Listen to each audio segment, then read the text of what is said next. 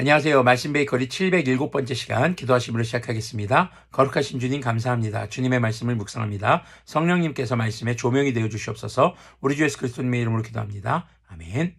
네, 오늘 보실 말씀은 사무엘하 4장 1절에서 12절까지의 말씀입니다. 사울의 아들 이스보셋은 아브넬이 헤브론에서 죽었다는 소식을 듣고서 그만 맥이 풀리고 말았다. 이스라엘 온 백성도 두려움에 사로잡혔다. 사실 당시 이 아브넬이 북왕국 이스라엘의 실권자였기 때문입니다.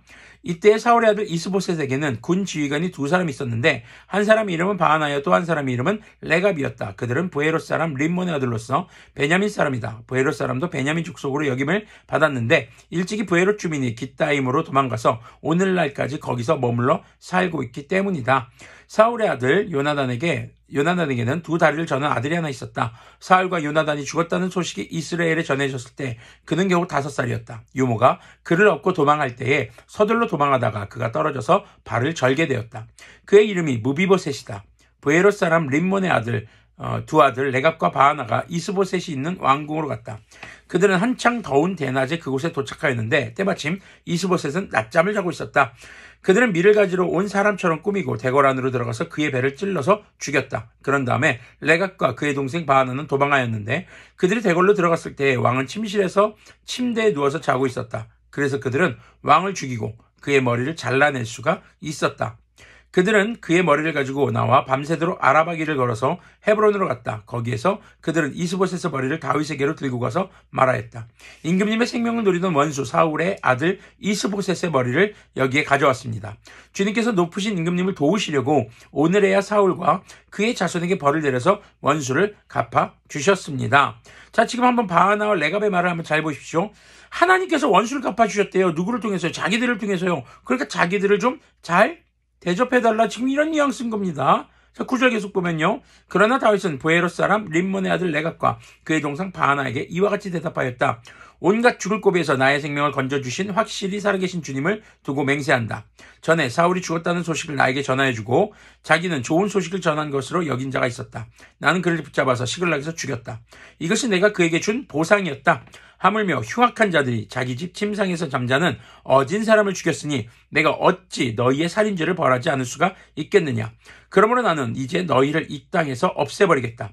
다윗이 젊은이들에게 명령하니 젊은이들이 그 두 사람을 죽이고 그들의 손과 발을 모조리 잘라낸 다음에 그들의 죽음을 헤브론의 연못가에 달아 메었다.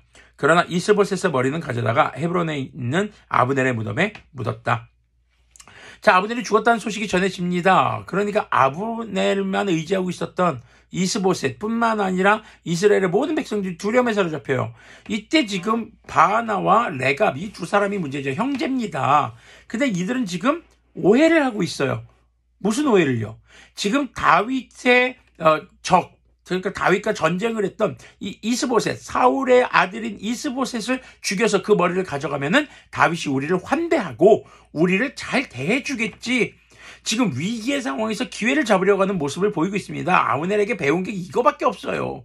왜 다윗에 대해서 이런 오해를 하는 걸까요? 우리가 오해하게 되는 이유가 뭘까요? 첫 번째, 잘 모르기 때문입니다. 두 번째, 잘못된 것을 알고 있기 때문입니다. 지금 당시의 상황과 시대적 상황들, 사람들이 일반적으로 그래왔던 것들, 이런 상식들, 그 당시의 시대적 배경이에요. 그랬을 때 왕의 적을 죽여서 가면 왕이 잘해준다. 우리가 그래도 살아남을 수 있고 좀 한 자리 차지할 수 있다.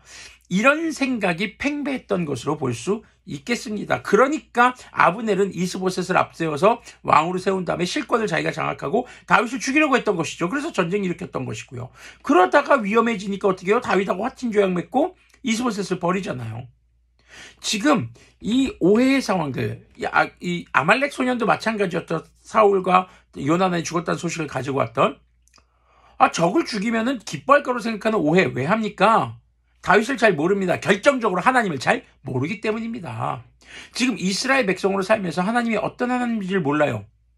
함부로 이렇게 생명을 해쳐서는 안 되는 겁니다. 모든 생명의 심판자는 누구십니까? 하나님이십니다.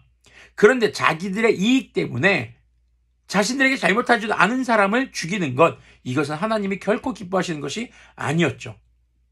그리고 다윗 역시 하나님의 사람으로서 그것을 기뻐할 리가 없는 그런 상황이었던 것입니다. 자, 우리가 살아가면서 하나님에 대해서 오해할 때가 있을 수 있습니다. 하나님의 사람에 대해서 우리가 오해할 때가 있습니다. 왜 오해하게 되냐고요? 아까 말씀드렸죠. 하나님에 대해서 잘 모르기 때문입니다. 그리고 잘못 알고 있기 때문입니다. 잘못된 것을 진리로 알고 있기 때문인 것이죠. 그렇기 때문에 우리는 이 오해에서 다시 진실로 돌아서야 합니다. 이것이 바로 회개로부터 시작됩니다. 자, 그럼 회개했다는 것은 죄를 뉘우쳤다고만 끝나는 것일까요? 아닙니다. 무엇이 진리인지 무엇이 진실인지 알아야죠. 하나님의 말씀을 통해서 하나님을 알아야 합니다. 그리스도인이란 어떠한 삶의 자세를 가져야 하는가를 알아야 합니다. 그것이 우리가 이 땅 가운데서 추구해야 할 거룩함의 모습인 것을 잊지 않았으면 좋겠습니다. 기도하겠습니다. 거룩하신 주님 감사합니다. 주님의 말씀을 묵상했습니다.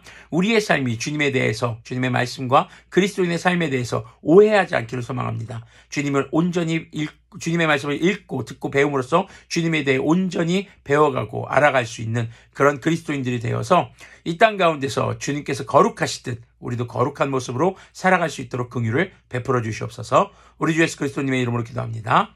아멘. 네, 오늘도 우리의 생각 안에서 주님을 규정짓기보다 주님의 말씀을 통해 우리의 삶이 주님의 말씀 안으로 들어갈 수 있는 그런 삶이 되기를 소망합니다.